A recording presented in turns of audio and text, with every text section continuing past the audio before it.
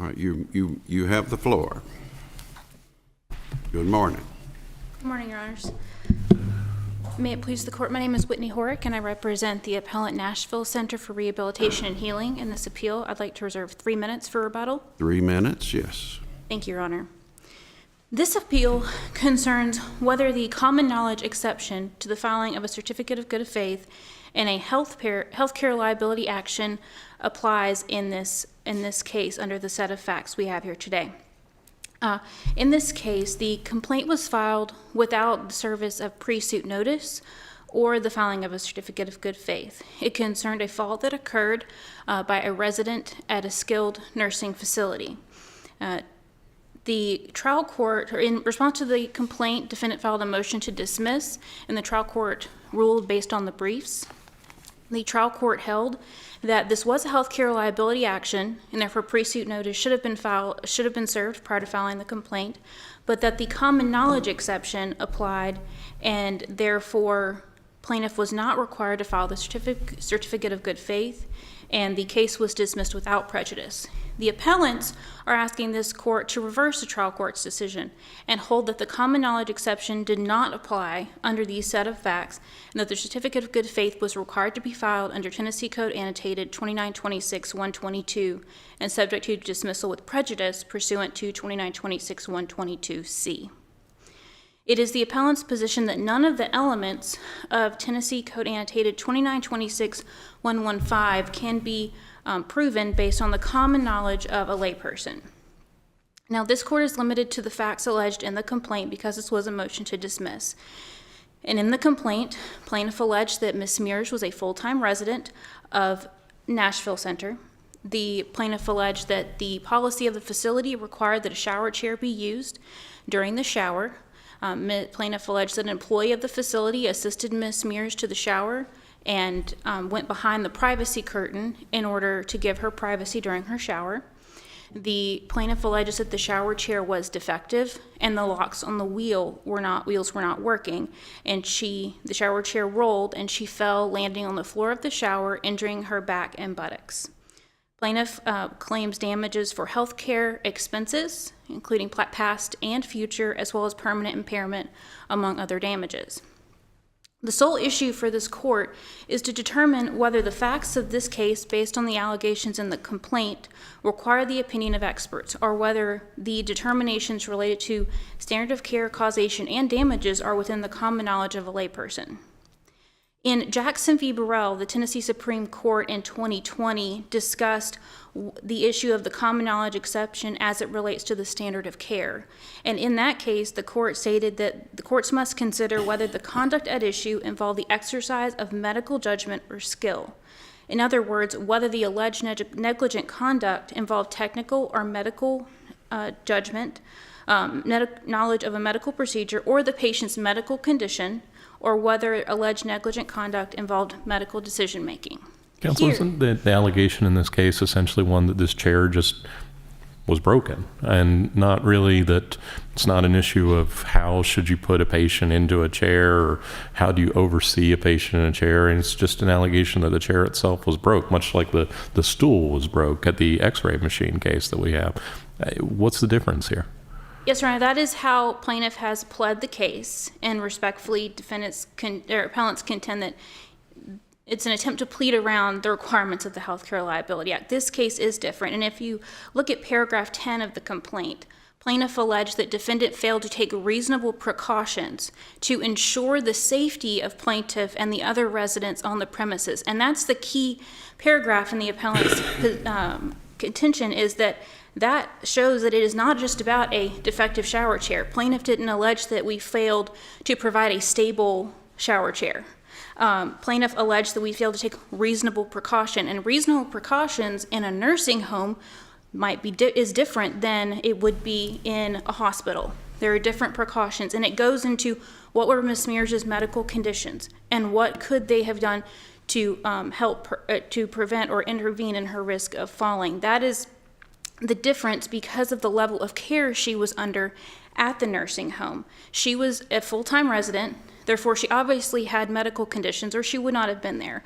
Her medical conditions aren't outlined in the complaint, unfortunately, but she did have a medical condition or she wouldn't have been there. She was being assisted by an employee for the shower, so she clearly needed the assistance. And plaintiff's use of the term, or allegation that we failed to take reasonable precautions, those reasonable precautions would be a form of medical decision-making, of deciding what is appropriate for Ms. Mears in light of... Is making sure that a chair is functional a medical decision?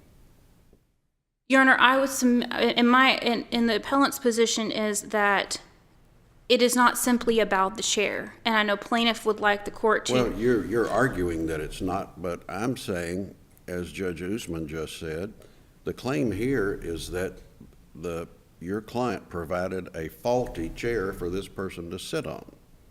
There's no medical decision in that component, in that concept.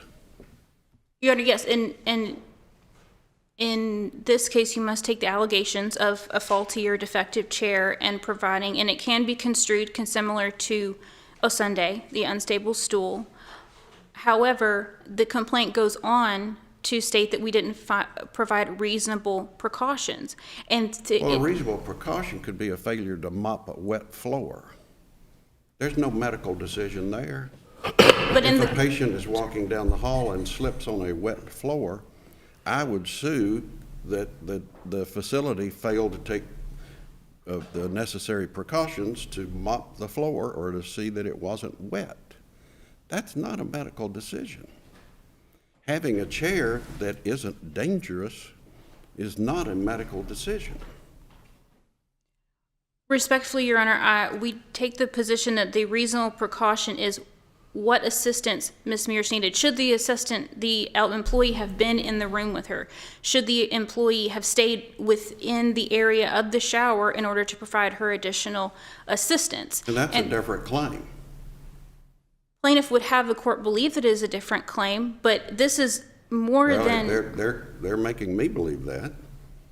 It's the appellant's position that the court must look at the whole circumstances. And in addition to the standard of care issue, which can be similar to a Sunday, in the Reddick versus St. Thomas decision, this court held that the court must also look at the causation element and damages, and whether those elements must fit into the common knowledge exception. Counsel, I have a question about the causation aspect of this. One thing I'm struggling with is some of the injuries in this case are common sense, perhaps, in terms of I fall out of a chair, I'm sore, it hurts. I can testify as to that, and a jury could understand that somebody who says they're sore and hurt after they fell, that injury. Long-term medical injuries out of falling out of a chair, that seems like it might require expert testimony to establish. I'm not sure a jury would appreciate how long-term injury. In thinking about the causation aspect, your argument with regard to causation, and whether or not you have to have the certificate or not, is it enough that for the plaintiff to avoid needing the certificate that some aspect of their damages can be shown without expert testimony? Or does it have to be that all of their claimed damages can be shown without expert testimony? I'm not sure if my question's clear, but I'm struggling with understanding that aspect of the causation issue. And maybe you can shine some light on it for me. Yes, Your Honor, I understand your question. In Reddick versus St. Thomas, this court spoke directly to that and found that the common knowledge exception applied to the standard of care. So plaintiff didn't need an expert as to the standard of care element. But this court held that an expert was required as to the causation element and damages, and therefore found that a certificate of good faith had to be filed with the complaint and dismiss the case with prejudice. So in that case, the court had a little more facts pled in the complaint. It was also a motion to dismiss claim.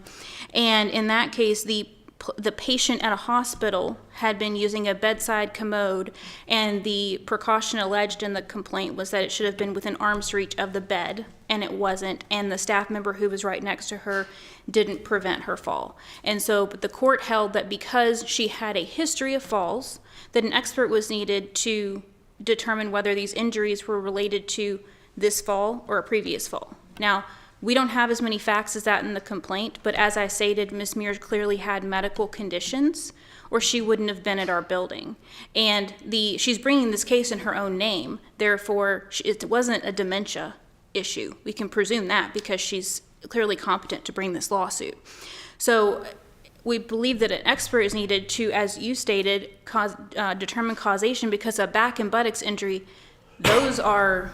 it can be like, I'm still struggling, counsel, with the all versus some aspect of it. Does the plaintiff have to have their certificate if they can show that some of the damages, and it seems to me that she could state a claim and say it's a very minimal claim here, but she states a claim, there's a bad chair, I fell, it hurt, and there was negligence in terms of failure to properly maintain a chair. Now that's a valid tort claim. You may not recover a lot of money for it, but it's a valid tort claim. It seems to me she wouldn't need an expert witness for that. Some of her injuries here that she's claiming, some of the damages that she's claiming, I have a hard time seeing how you would establish long-term injury out of falling out of the chair without an expert witness testifying as to that. So that's where I'm still struggling. Is it enough to avoid need of the certificate that she can show some of the damages claimed don't need an expert testimony? It's still that some versus all distinction. I'm not sure if maybe there's not clarity on that, but I believe there is clarity in the Reddick decision. I don't know all of the damages claimed in that case because I don't believe the opinion cited to all of them. But in Reddick, this court agreed with the trial court's decision that the reasonableness and necessity of medical bills and the existence of a permanent impairment are not matters susceptible to proof by a layperson. And the court went on to say that they agreed that even at a motion to dismiss stage, the medical bills and a permanent impairment are not matters within the common knowledge of a layperson, and the court found that the certificate of good faith was required to be filed with the complaint. If there's no other questions, I'll yield my time. Thank you. We'll hear from you again on rebuttal. We'll now hear from the appellee.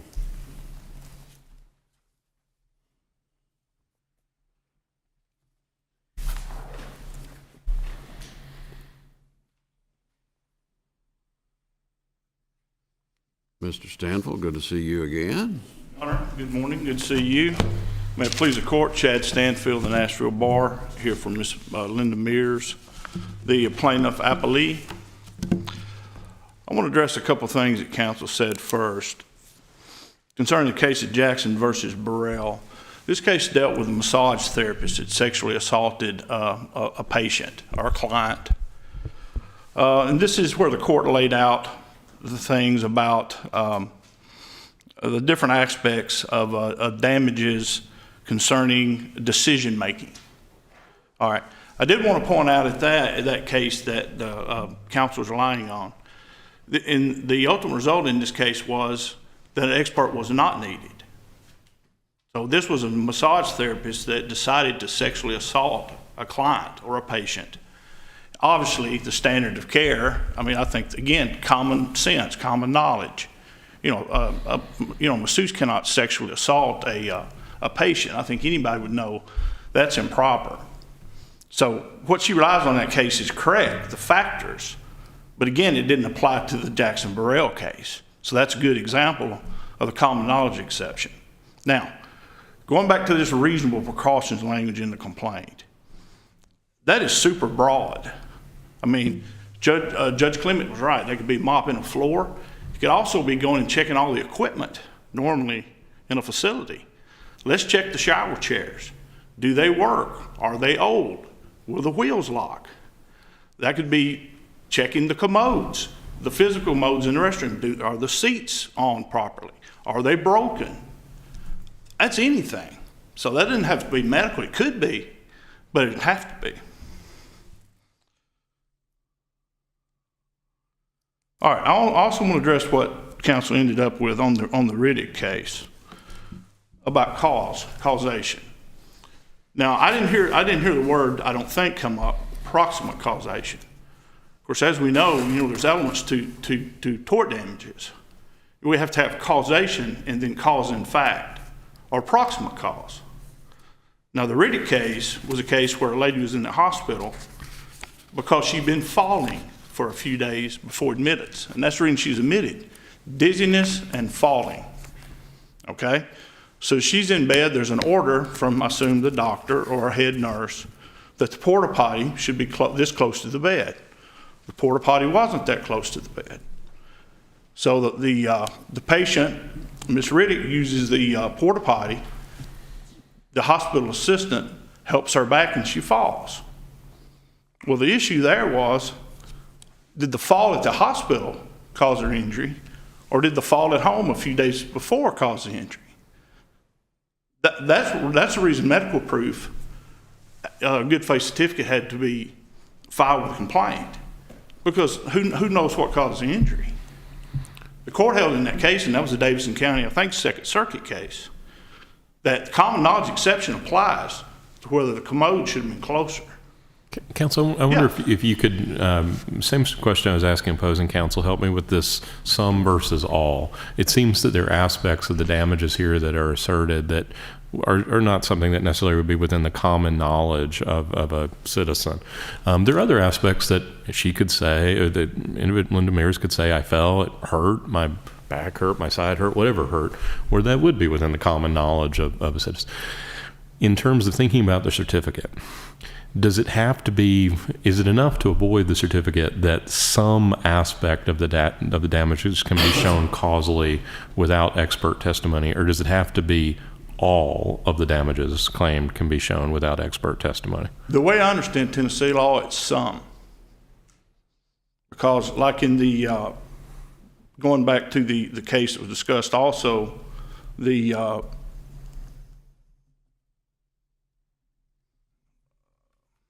maybe it was a Riddick case. Yes, it was a Riddick case on the proximate cause. To my knowledge, I don't think the good faith certificate was not filed in that case, so it was allowed to go to trial. So, to my understanding of Tennessee law, when the good faith certificate must be applied, is not always when the common knowledge exception applies, but it's a proximate cause issue. So, if we've got a case like the Sun case, that was a case I couldn't remember. The Sun case on the wobbly stool. In my understanding on that case, proximate cause wasn't an issue. And that plaintiff did not file a good faith certificate. The proximate cause, in my understanding, is what, if the common knowledge exception applies, that's what throws a good faith certificate in. Because the injuries can't be distinguished. A Son, the lady stepped on a stool, get him off an x-ray table. My understanding, she fractured her ankle in several places. It was a wobbly stool. The judge said its common knowledge exception applies. There wasn't a proximate cause argument there because there was nothing in the complaint. Yeah, I'd fallen at home a few days before and hurt this ankle. And then, I hurt it again. It could have been an exacerbation of the injury. That wasn't there. So the sum or whole, I think it's the sum. So that's my understanding of Tennessee law. So I think this case clearly falls within that. I mean, if this case doesn't fall within the common knowledge exception, I really don't know what kind of case would. If the court decided to, this is not, this requires a good faith certificate. Would it abolish the common knowledge exception? No, I don't think it would abolish it, but it would do it great harm. Counsel, it's going to narrow tremendously. Opposing counsel in briefing essentially says necessarily standard of care issues are going to come in here. How do you avoid that here in terms of, I understand a complaint, it's a broken chair, it's a frayed back, it's a not working lock, but getting in, how often should it be checked? I mean, you mentioned in terms of checking the chair. Is there a difference between how often you check a chair at a skilled care facility versus how often you're checking a chair at a restaurant? I mean, how do you avoid standard of care coming into this in terms of the issues of negligence in this case? And your position, I understand, is that it doesn't, and their position is it necessarily does. How does he keep it out? I don't know if I exactly understand your question. Can you so say it? You were talking about, before following up on Judge Clement's question, the idea of mopping the floor, and you said, it's broad enough to include checking the chair. And maybe standard of care issues address how often you check the chair in a skilled care facility versus how often you check a chair at a restaurant. I mean, maybe there is medical testimony related to how often, if we're going to check this chair because of care for patients. Okay, I understand you now. So you're saying that basically, in your hypothetical or your argument, that medical testimony would be needed to show how often you check up. How do you keep it out, and how does that not become relevant to your argument of your assertion that there's negligence here? Well, to my understanding, under Tennessee law, the common knowledge exception applies to the standard of care also. Not only the direct allegation of negligence, also the standard of care. So again, it's I think it would be in a common knowledge of a layperson, maybe not specifically, the facility needs to be checked once a month, and that's sufficient. Reasonably, you're going back to the old tort cases, if you go in a restroom and the paper towel, the trash is overflowing and paper towels everywhere, it's kind of common sense. It probably hadn't been checked, very often. The floor is wet. Well, look at the waste paper basket. So again, I don't think that would be medical proof. Would it be expert proof? Yes. I don't know the statutes we're dealing with call for anything but medical. And in this case, Tennessee healthcare law, was originally the malpractice law in Tennessee. So I guess 2011. I don't think the statutes call for those type of experts. Now that's my understanding of law, because all through these statutes, and I talked about it in my brief, the experts you need on like a wheel not working would be a locksmith. Same thing, I think that'd be the type expert in a nursing home. How often you mop the floor? How often you check the restrooms? That's not a medical expert. And again, I think that's common sense. Generally, you need to keep things safe. Of course, in this case, the allegation is that the facility knew it. My client knew it. She wrapped towels around the chair, wheels, to try to keep it from rolling. She knew it was broken. Now, there's also talk about dementia. We knew she didn't have dementia. She knew she had a medical condition. There's nothing in there about that. I mean, you might need to be in a facility and not be incompetent. Now, you could be in for other reasons, not physical. What if she had a mental breakdown? That doesn't mean she's incompetent. That doesn't mean she has any physical limitations at all. There's nothing in the complaint that says she even needed a shower chair. She could have gone and showered with no chair, but she had to use it. She wanted to bathe. But you're not asserting an argument that it was negligence to require her to sit in the chair, right? No. Okay. No, the basic argument is real simple. The facility made her use a chair and gave her a broken one. Now, there's no argument that there's anything wrong with the policy. Probably makes sense to have everybody use a shower chair. But, certainly obviously not a broken one.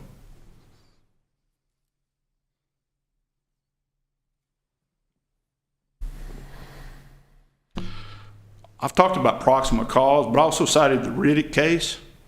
And that's a case where the EMT hit the patient, struck the patient in the face. The EMT was coming because the patient had been injured. And the court there held on the proximate cause that the good faith certificate wasn't required because the injury from the punch by the EMT to the patient didn't have anything to do with why the EMT was there. More or less, the guy had a leg injury. I don't know if he did, but he had some other injury that wasn't on the face. So there's not a proximate cause issue. If there's not a proximate cause issue, you don't need an expert to show causation. The patient in Riddick could have simply testified, common sense language to the jury, hey, I didn't have this broken jaw before. I hurt my leg in this accident. Now I have a broken jaw. How did it happen? The EMT popped me. So no good faith certificate required. I don't have used much time, but that's the plaintiff's argument. All right, thank you, Mr. Stanfield. All right, we'll hear on rebuttal.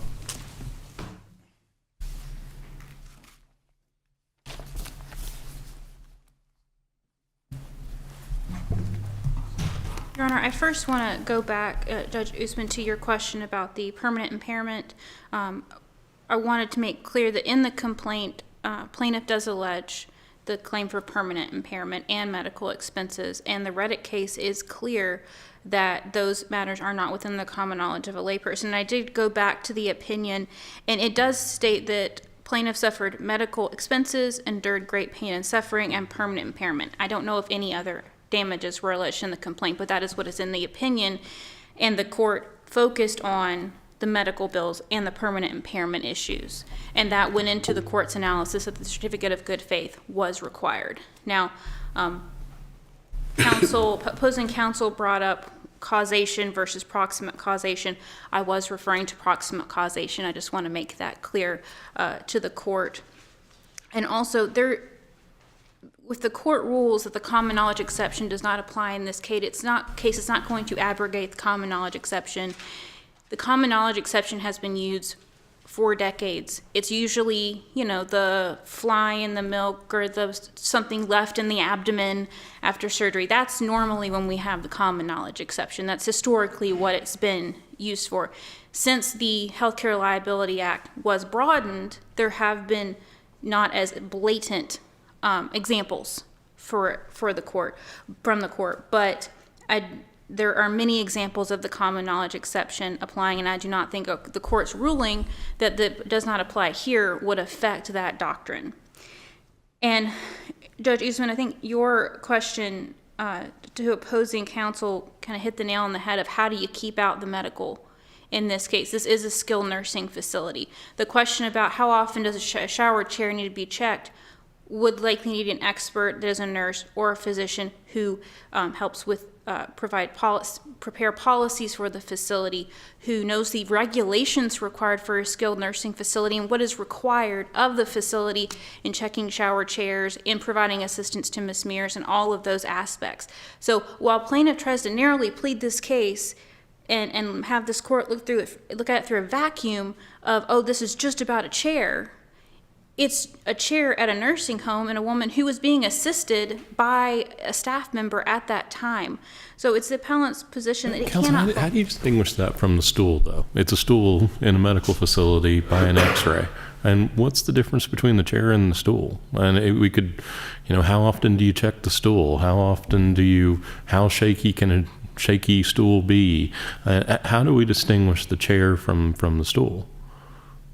Your Honor, I think you have to look at the entire circumstances, and the woman, Miss Osunday, or Osun, I'm not sure how you pronounce it, she is like a patient who went to the ER to get an x-ray. Can I finish? Please. The patient went to an ER to get an x-ray, and she went up on the stool and then she fell from the stool. Ms. Mears was a full-time resident at the facility who was under the care of the facility. There's a higher standard of care related to the care that should be provided to Ms. Mears rather than a radiology tech who's just assisting her up and down. I feel like it's a higher standard, and there's no way this case can be argued and go to trial without medical issues and medical experts being used and being required to prove the elements of Section 115. Thank you, Your Honors. All right, thank you both for your arguments. We'll take this matter under advisement.